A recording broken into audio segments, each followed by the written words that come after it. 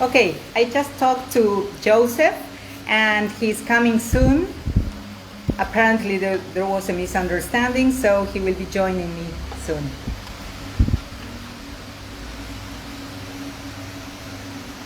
Hi Gonzalo and Paula. Happy Halloween.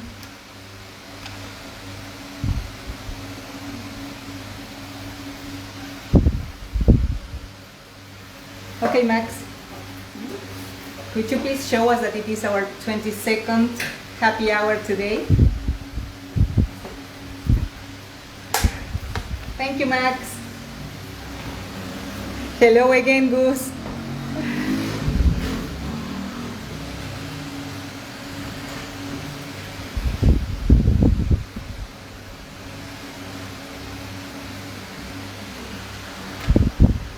So I will search for Joseph, but apparently, oh, here he is. Waiting for him to come.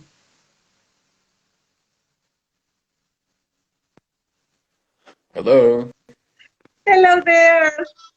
Finally. Sorry about that. It's okay. We're always learning new things, you know?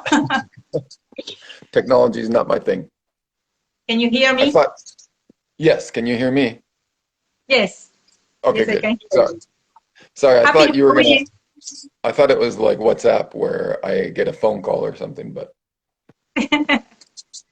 good. So Joseph, happy Halloween. Yes.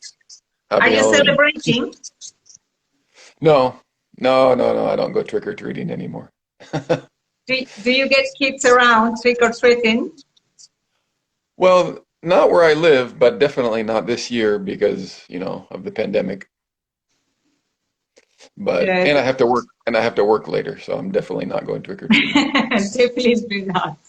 Yes, I remember when I lived there because of the Fulbright exchange program, there were certain areas where the kids used to go. It's not that everywhere they are getting trick-or-treating. It's just certain areas, especially for families, and they knew where they could go.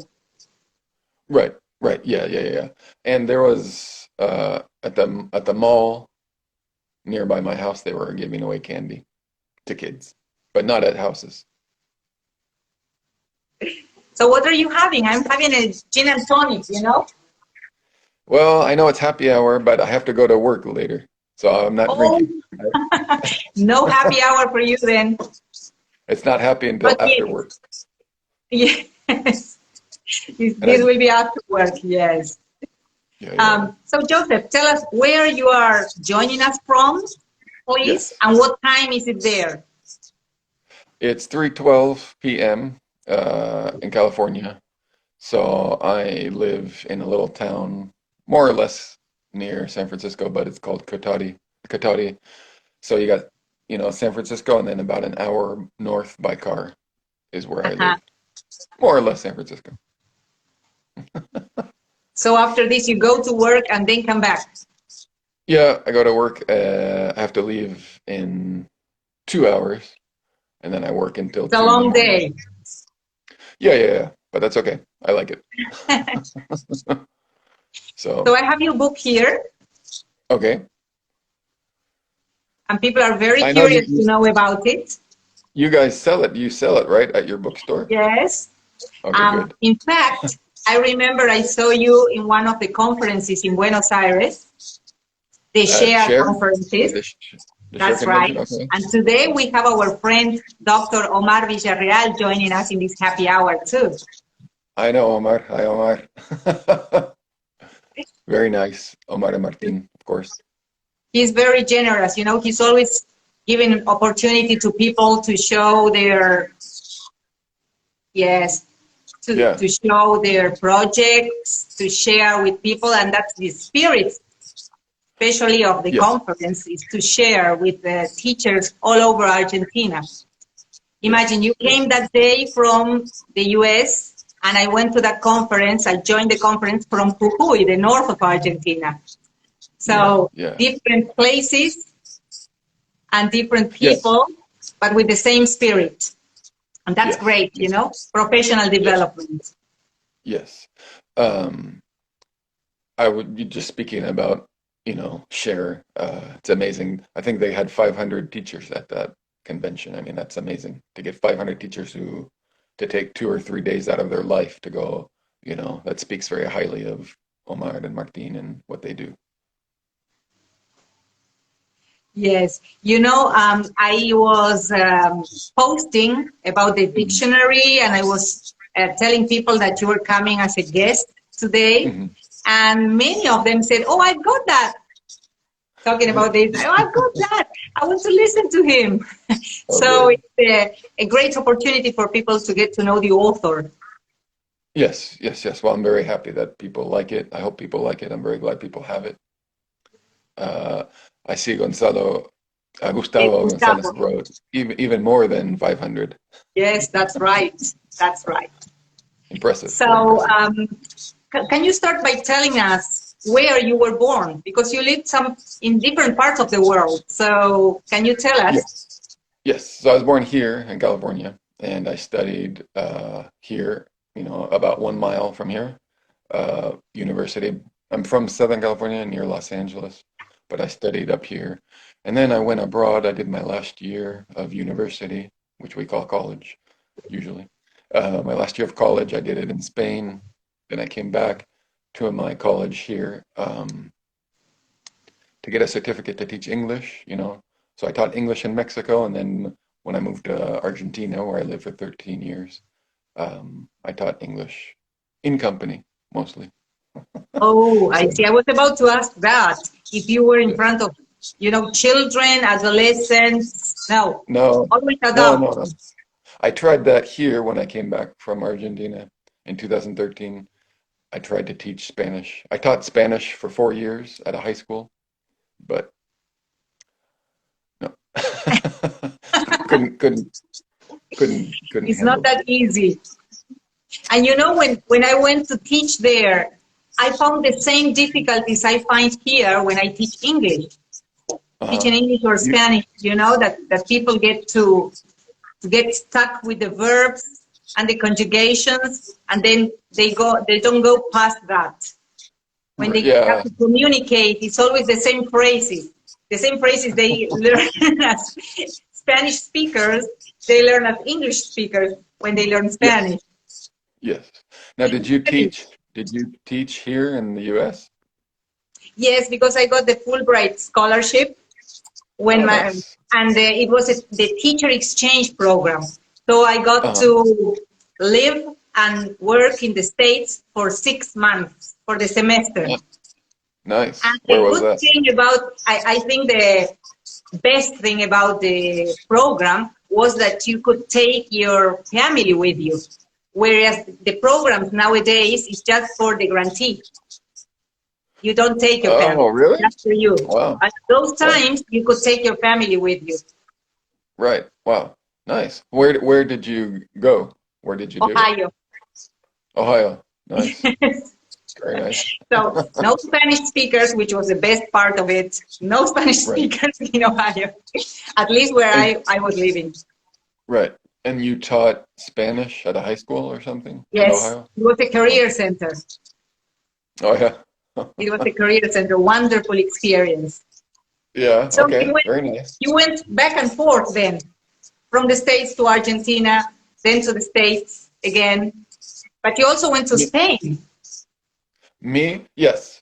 Yeah, I studied for 1 year in Spain, and then after Spain, I came back to get a certificate, right, to teach English as a foreign language, which I took to Mexico. I took my certificate, went to Mexico, taught English, and then I went to Argentina in 2000, So you went to where I this. taught English. You got your certificate in the States.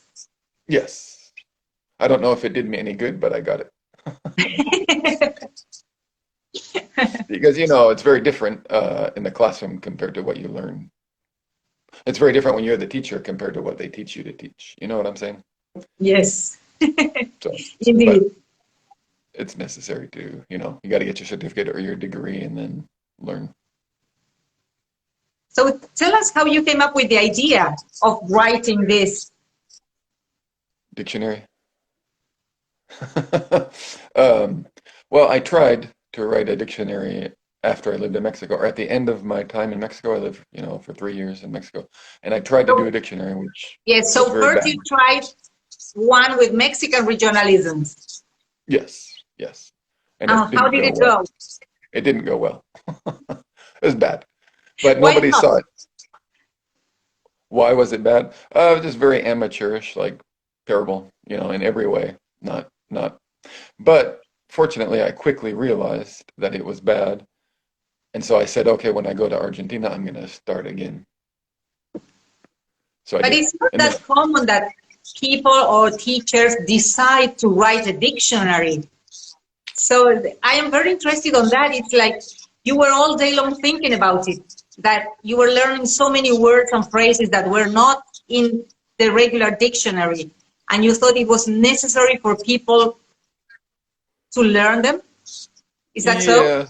yeah, yes. I mean, in the very beginning, I was doing it for myself to learn myself. But then uh, I've told this story, before. After I lived in Spain just for a year, I wrote down all the words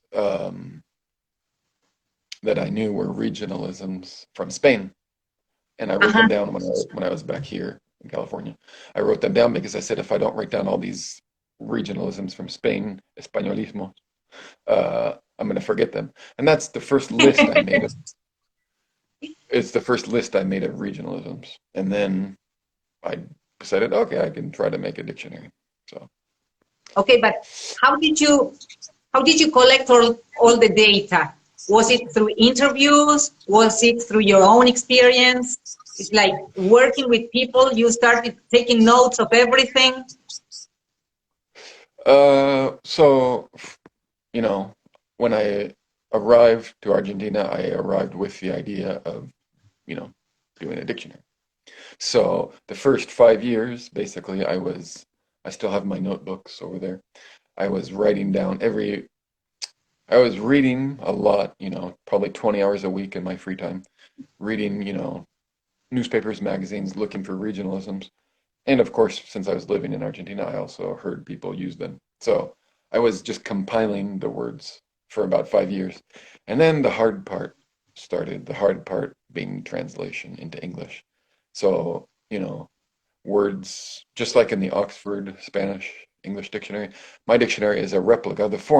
Basically, the format of my dictionary is a replica of the Oxford Spanish English dictionary. So I had all the words, but then I had to, put the equivalents, oftentimes the equivalent in neutral Spanish, the equivalent in neutral Spanish, then the translation into English, and then many times like usage examples, just like you would find in the Oxford Dictionary. So I forget what your question was, but I think I. How did you come up with all the data? How did you gather Oh, your data? just Just from by listening to reading. people and paying attention Yeah, yeah. because you love words, for sure. Yes. I probably collected about 3,000 words total, and there's about 2,400 or 2,500 in the dictionary, in the final version. Uh-huh. So, And who were your proofreaders? well, that's the problem. So I didn't, unfortunately, it's a shame to admit this, but I had no proofreaders in English because, 15 years was too long.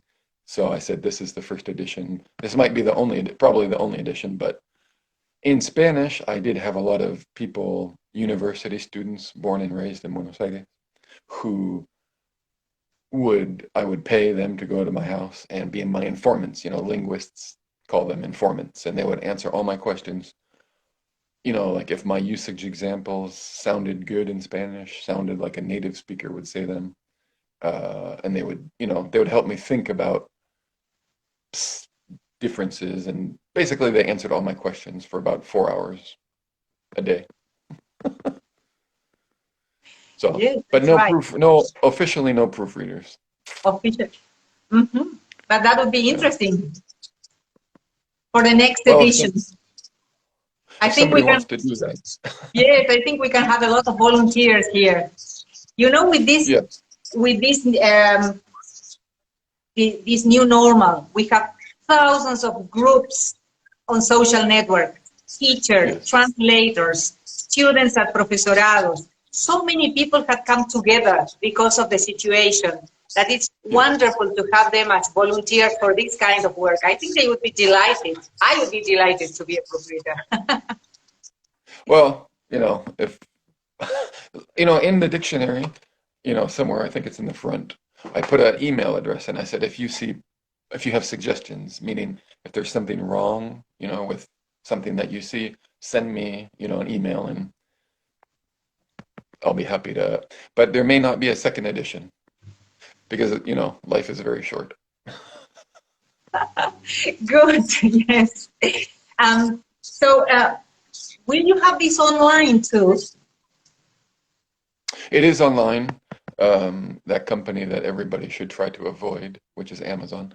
Unfortunately, it's on Amazon, but you can download it for Kindle on Amazon. I just learned that it's on Kindle on Amazon, and you can, and I didn't know this until like a month ago, you can download for free the app, the Kindle app for free, and then you can buy the dictionary.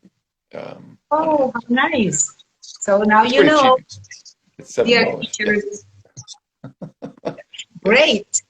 And Yeah. Joseph, which was the most Yes. interesting place you have traveled to or visited?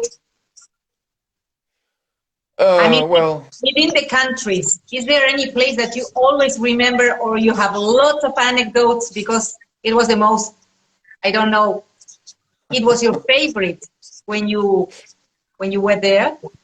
well, the place I lived longest, of course, was Argentina. So, and one great thing about Argentina was if I didn't open my mouth, then people thought I was from Argentina, which was not the case in Spain and not the case in Mexico. So that was very nice.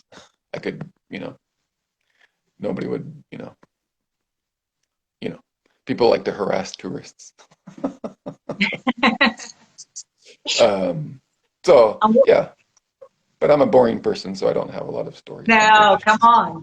But there are always anecdotes, that make us remember or choose a place as a favorite one because so many things happen to us in that place that we always remember that city or village or neighborhood.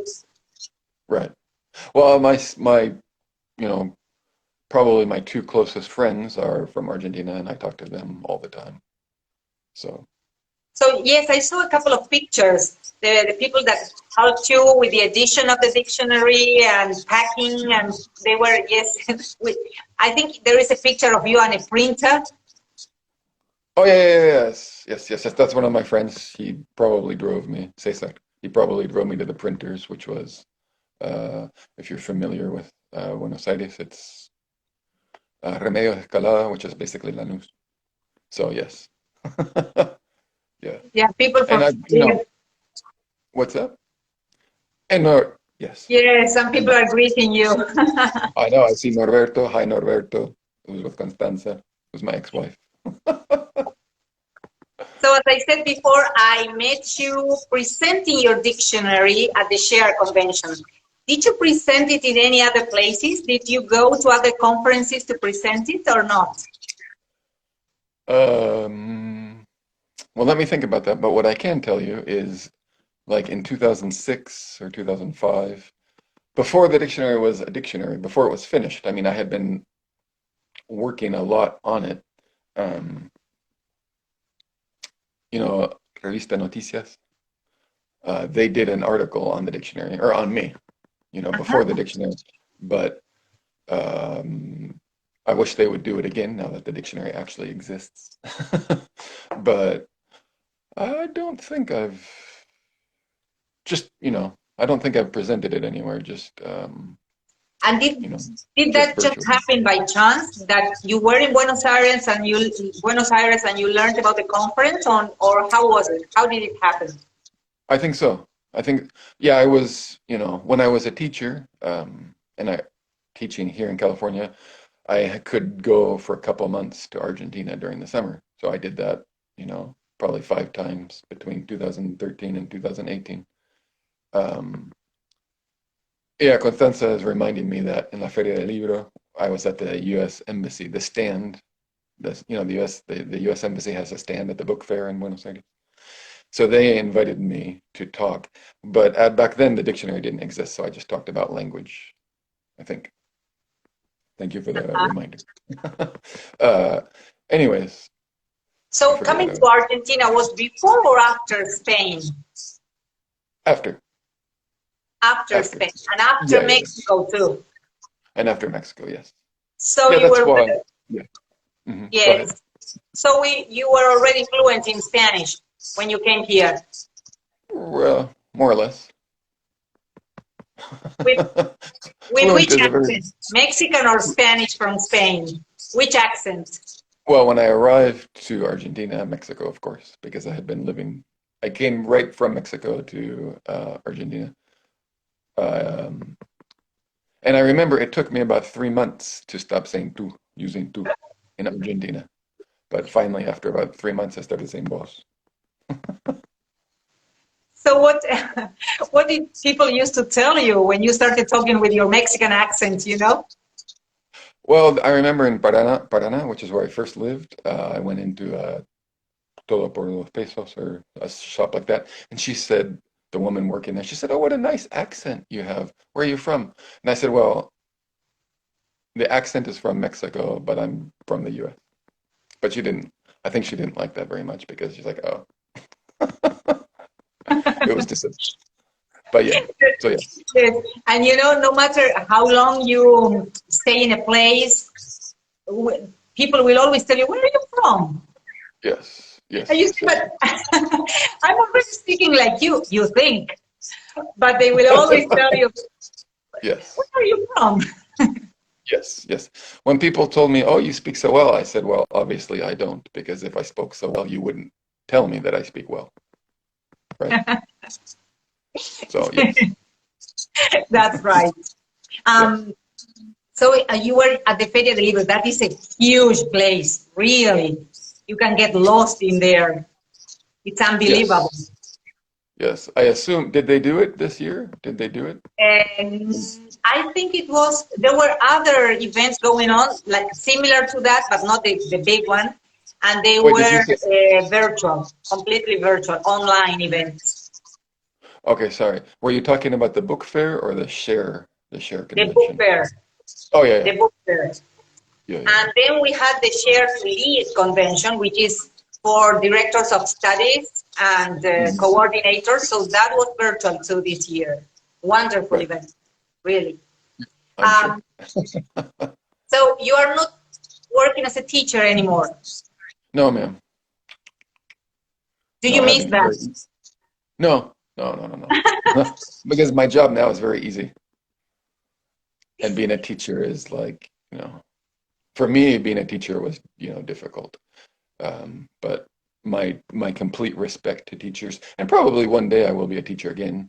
Like a few times in Argentina, I taught a seminar for translators, English translators, and English teachers, uh, which I really liked. I mean, I like teaching too, but you know, it's nice not to have to think at work. Yes, and have you realized that as a teacher, you finish work and you take more work home than you actually Yes, did at the place, at yes, the actual place. yes, Whereas in any other job, you finish your job and that's it. yes, You precise. Yes, finish your exactly. job and you leave. You finish your work, sorry, and you leave. Yeah, you But don't take it home. when you are teaching, it's not like that. It's like Right. we are getting one meeting after the other because it's almost the end of the year, Uh-huh. of the school year. So we're having lots of meetings, staff meetings, parents meetings. Now, And you have I'm an institute, always thinking right? about this. It's like, yes. Yeli. Yeli is. And I'm always thinking, why are we still working if it is 7 p.m.? I finish at midday, but I Yes. had meetings at 4, at 5, at 7. And in any other job, it's not like Right. that. So I believe you Yeah. when you say Yes. you're working less now in this Yes. other job. Yes. Yes. Yes. So, Do you also So teach, any, do you also teach, or are you just the owner of yes, IELI? You I teach. teach secondary school students and tertiary level students Oh, that are, in training college. okay. Very nice. And Very are you nice. planning to come to Argentina?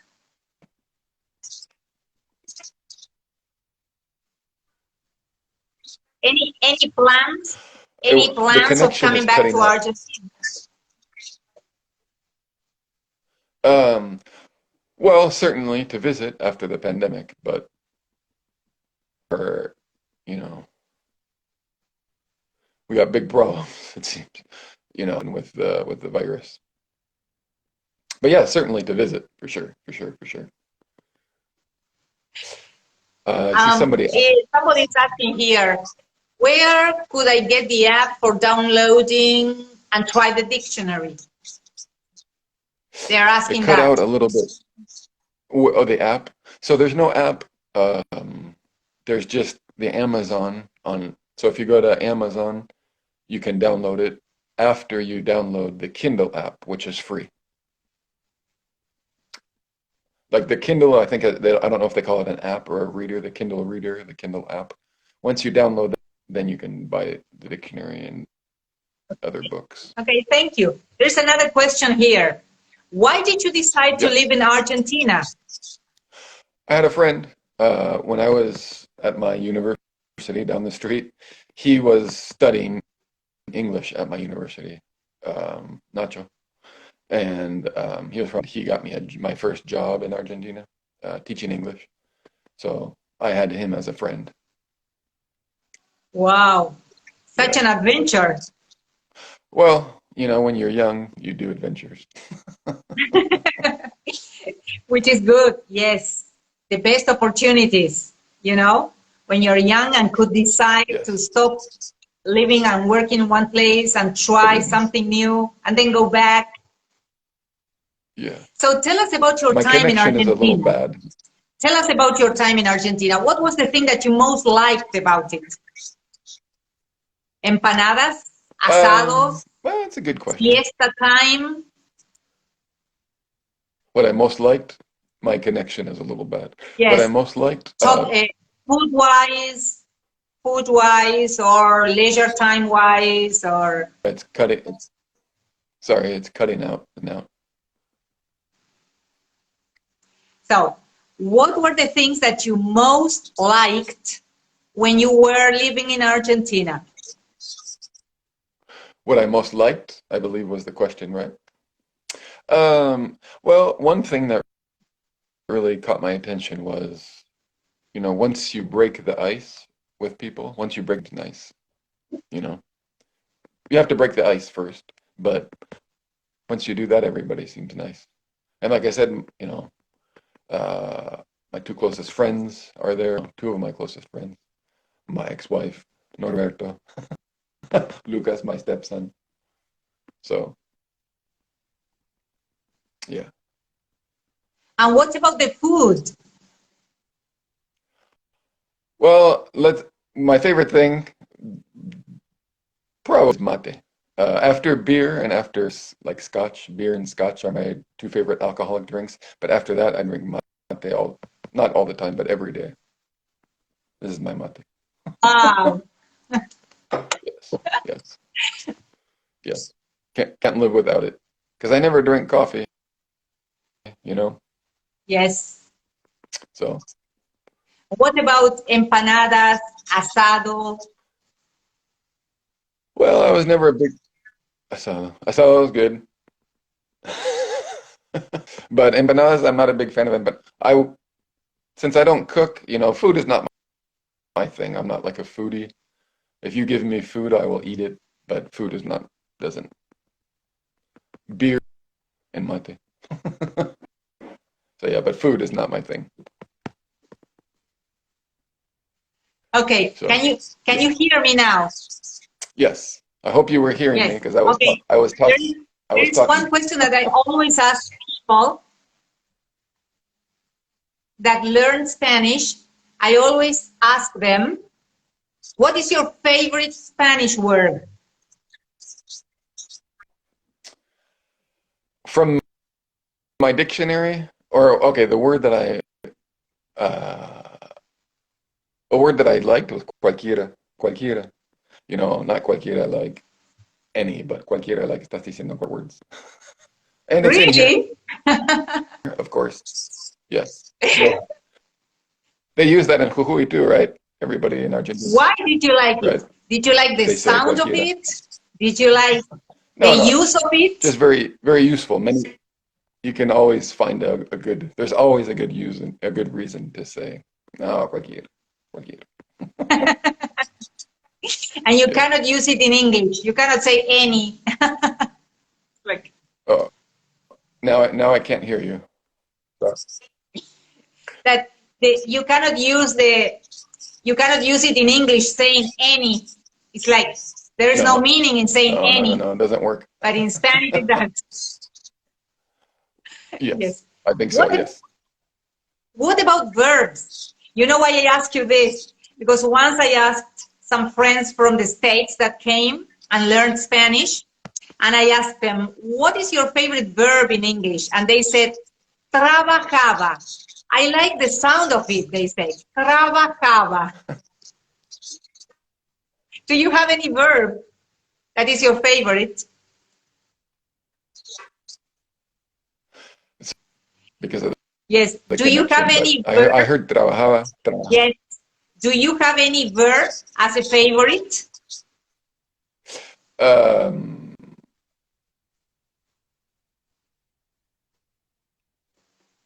not that I can remember. Not that I can No? remember. Not that I remember.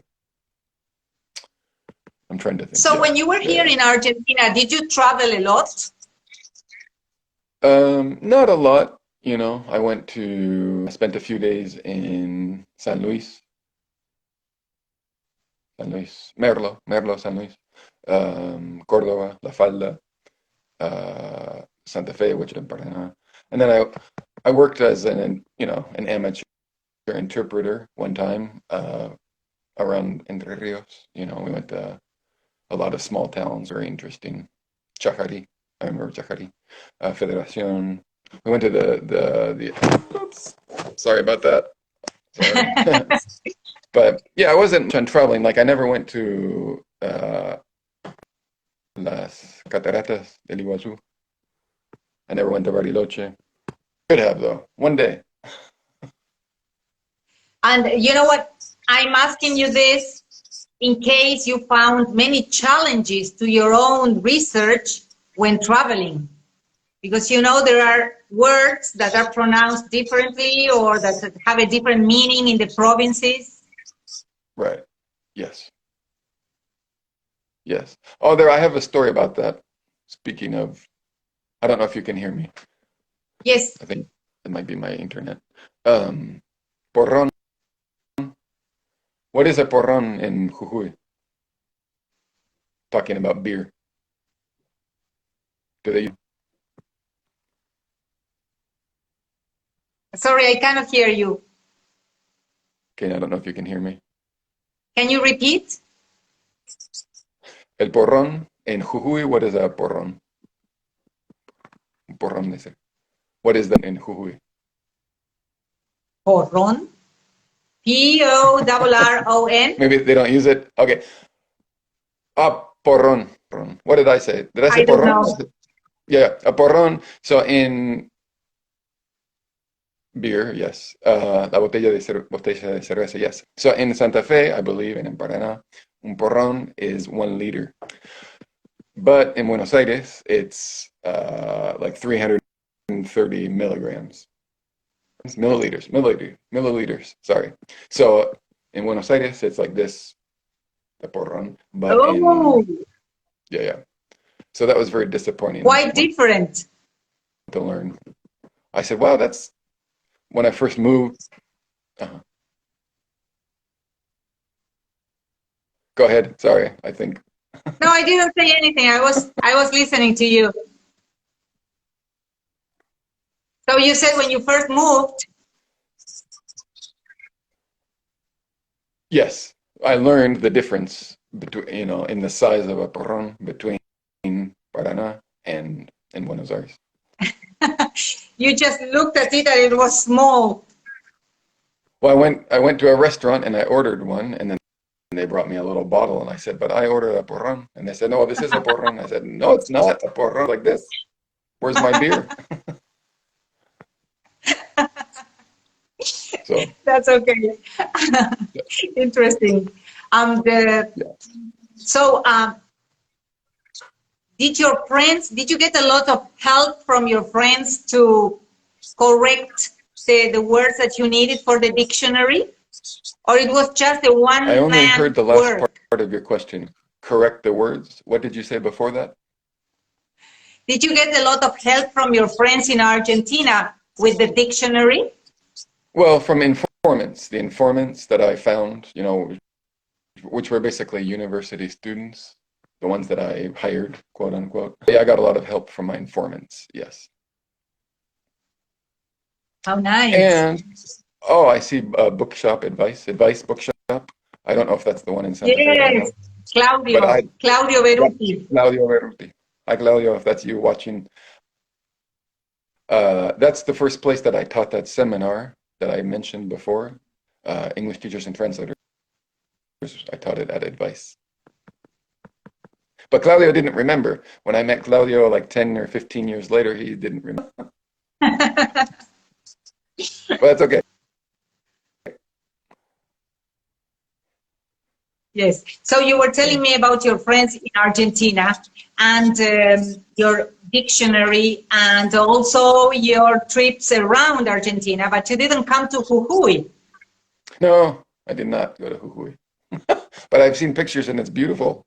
Like one time I made a post on Facebook or on Instagram probably, where I put pictures of Utah, the state of Utah, where they have a lot of salt flats, and then Jujuy has a lot of salt flats, or Yes. Santa. They have a lot Interesting. of salt Yes, flats. I saw that. And Is this it's like Utah or yeah. Salinas Grande? Yes. Yes, Beautiful. Salinas Grande. Beautiful. I saw the picture. Interesting. Yes. Yeah, that would be awesome. So it looks like, but it's not. Yes, our province is beautiful. You should come and visit. One day. So what are your next, your idea of having your own dictionary of Argentinian regionalisms was okay. Finished, you Sorry, achieved that goal. if you could repeat that. Yes. What is your next goal? Are you working on another dictionary? Are you working on a book? What is your next project? No, nothing. I think I heard the question. It's kind of cutting out, but nothing related to language. Basically, I'm very interested in politics and psychology. And Wow. yes, because the human race is going like this in a circle, and we're not getting anywhere. And we're not getting anywhere because we don't understand mind works. So we need to talk about how the mind works and what the mind does and the tricks that the mind plays. And that way we can stop destroying the planet and killing each other, basically. Related to neurosciences? Yes. Yes.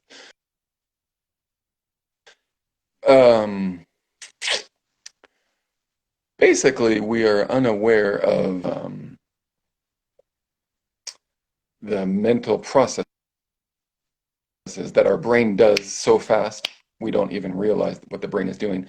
And the brain does things all the time to keep. So we get into patterns and we repeat patterns. And we grow up, for example, we grow up fearful, right? Everybody grows up fearful.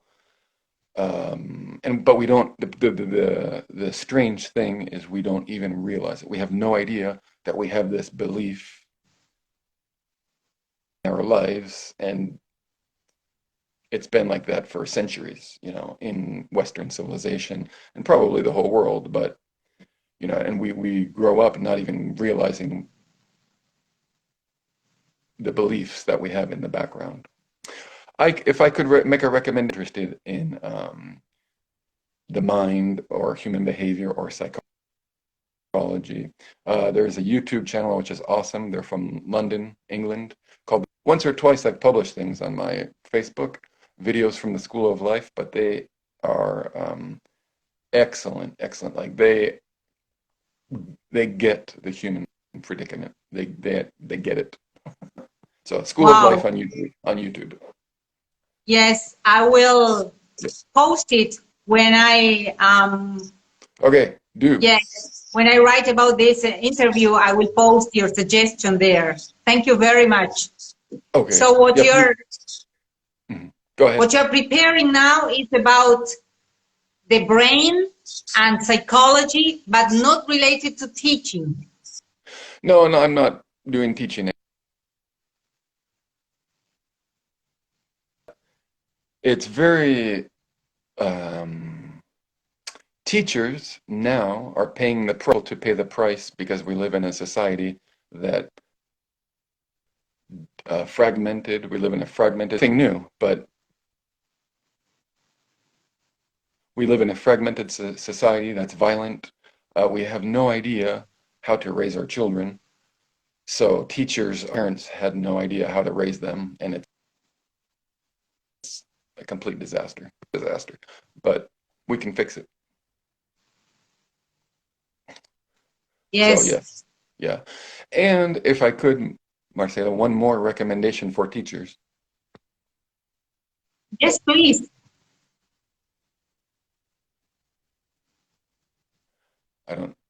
Hopefully you're still hearing me. The other, I don't know if you can hear me, but the other recommendation for teacherly, there's a blog or a website called, I will send it to you later, but it's excellent teachers who are having trouble with classroom management, which was my case when I was teaching. But there's an excellent blog, which I've also shared on my Facebook, called, I think it's called classroommanagement.com. Now I don't read it anymore. But that guy is excellent writer for teachers, who want to read about ideas about classroom. Yeah. Thank you a lot. That would be very useful. Thank you. Yes, we really need all that because we have been talking about practical things all the time, things we need to teach online, things we need to for professional development, but everything is practical and we need more theory too. So what you're suggesting, very good food for thought. Thank you.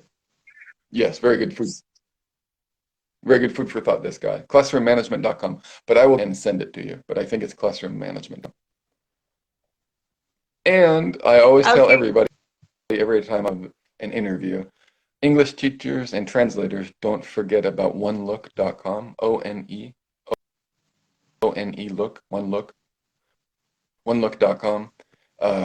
And you have access to like 4 major English dictionaries, the Oxford, Cambridge, American Heritage, Merriam-Webster's, on onelook.com. So it's a very good resource. Okay, that's right. And one last.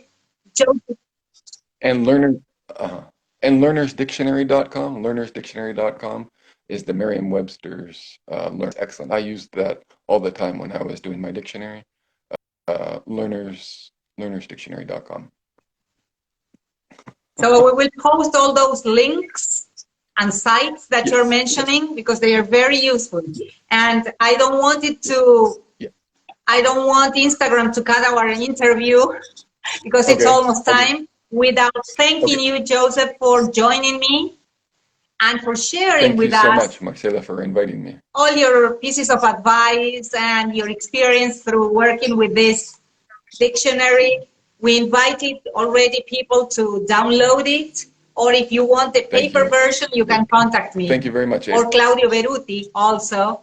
Or Andrés Estari in Buenos Aires. And in Buenos Aires, Estari Libros also has it. Yes, Andrés Estari. I will tag them in this post too and in this video. Thank you, Joseph, very much. And happy Halloween again. Hope you had an excellent weekend. and end of the year 2022. Thank you very much. Okay. Bye-bye. I can't hear you, but And but thank you thank you very everybody for much. joining us. Thank you for the invitation. Bye-bye. Bye.